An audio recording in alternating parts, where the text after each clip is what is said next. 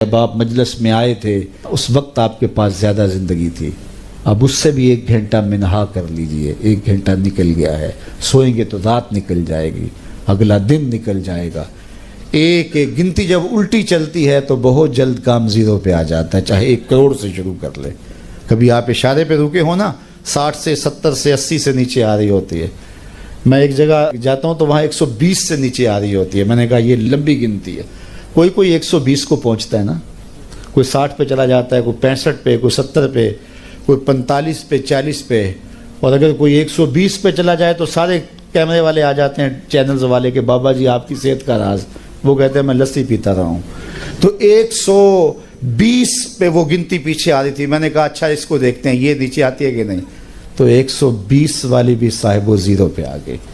60-70 تو ایسے آ جاتی ہے چٹکی میں، 120 والی بھی زیرو میں آ جاتی ہے۔ تو یہ میری اور آپ کی زندگی ایک ایک کر کے ٹوٹ رہی ہے اور ہم زیرو پہ پہنچنے والے ہیں، اور جب زیرو پہ پہنچ جائے پھر سرخ بتی جل جائے گی، پھر گاڑی کو آگے گزرنا ہی پڑے گا، چاہو یا نہ چاہو آگے جانا پڑے گا۔ وقت پر کافی ہے ایک قطرہ بھی آب خوش ہنگام کا، جل گیا جب کھیت برسا می تو پھر کس کام کا۔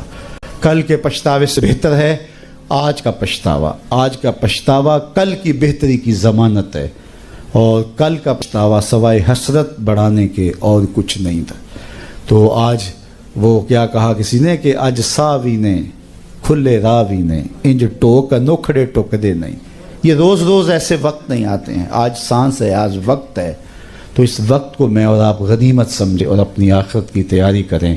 اقبال نے کہا تھا موسم اچھا پانی وافر مٹی بھی زرخیز، جس نے اپنا کھیت نہ سینچا وہ کیسا دہقان، او مرد کوہستاں اپنی خودی پہچان۔ تو آج پانی بھی وافر، موسم بھی اچھا، مٹی بھی زرخیز، تخم عمل ڈال لیں۔ کل کا انتظار نہ کریں، کل کسی نے دیکھی نہیں۔ ایک فقیر ملنگ درویش تھا، وہ کھڑا تھا بازار میں رو رہا تھا۔ کسی نے اس کو کہا کہ بابا کیوں رو رہے ہو؟ کہا بس گزرتے گزرتے ترس آیا، ان لوگوں کو دنیا میں کھوئے ہوئے دیکھا تو میں نے پھر رب سے بات کی۔ میرا خیال ہوا ان بندوں کی اور رب کی صلح کروا دوں، تو میں نے اس سے بات کی۔ اس نے کہا کوئی بات نہیں، لے آ میرے در پہ، ایک آنسو سے سارے گناہ معاف کر دوں۔ میں بڑا خوش ہوا، میں نے ان سے بات خوشی خوشی کی، تو یہ آگے سے میرا مذاق اڑانے لگے، جا بابا کام کر، تجھے کیا پتہ ہے۔ وہ میرا مذاق اڑا رہے ہیں، تو مجھے اس پہ ترس آیا اور میں رونے لگ گیا کہ دیکھ اس رحمت کا دروازہ کھلا ہے، وہ معاف کرنے پہ آمادہ ہے، یہی نہیں مان رہے۔ اگلے دن وہی بابا، وہی فقیر قبرستان میں رو رہا تھا، اور وہی سوار وہاں سے گزرا، گاڑی روک کے پھر قبرستان میں چلا گیا۔ کہا بابا بازاروں میں بھی روتا ہے، قبرستانوں میں بھی روتا ہے، آج کیا ماجرا ہے؟ کہا ماجرا کل والا ہی ہے۔ کہا کیا مطلب؟ کہا ان سے مایوس ہو گیا تو آج ادھر نکل آیا، اور آج میرا خیال ہوا ان قبرستان والوں کی اور رب کی صلح کروا دوں۔ تو کہا پھر آج کیا بنا؟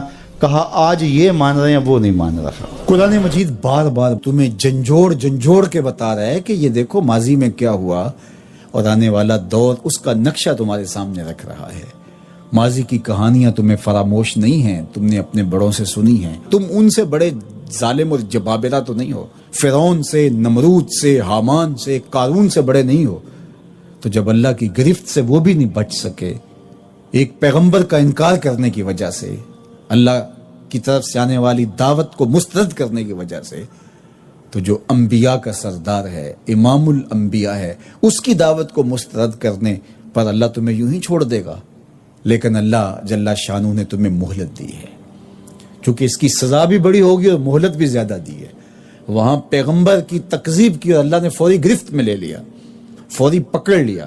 لوگوں نے اپنی آنکھوں کے سامنے ان کا انجام بد دیکھا، بستیاں الٹ دی گئیں، شکلیں تبدیل کر دی گئیں، دریاؤں میں، سمندروں میں ڈبو دیے گئے، کئی قسم کے عذاب لوگوں نے اپنی آنکھوں سے دیکھے۔ لیکن یہ پیغمبر صلی اللہ علیہ وآلہ وسلم، ان کی تکذیب اگر تم کرو تو اللہ تمہیں اس سے بھی سخت اور اس سے بھی بڑے عذاب دے گا، لیکن تمہیں وہ مہلت زیادہ دیتا ہے۔ تو اس مہلت کو، اس ڈھیل کو مت سمجھ لو کہ اللہ بے بس ہو گیا ہے، اس کی پکڑ بہت گرفت ہے۔ تو سورہ المزمل کا پہلا رکوع ہمیں حضور علیہ الصلوۃ والسلام کے لائے ہوئے دین کے ساتھ وابستہ کرنے کی تلقین کرتا ہے. بالخصوص جو کافر ہیں مخاطبت ان سے ہے کہ تم اس پیغمبر کا انکار کر کے جہنم کے گڑھے میں نہ جانا.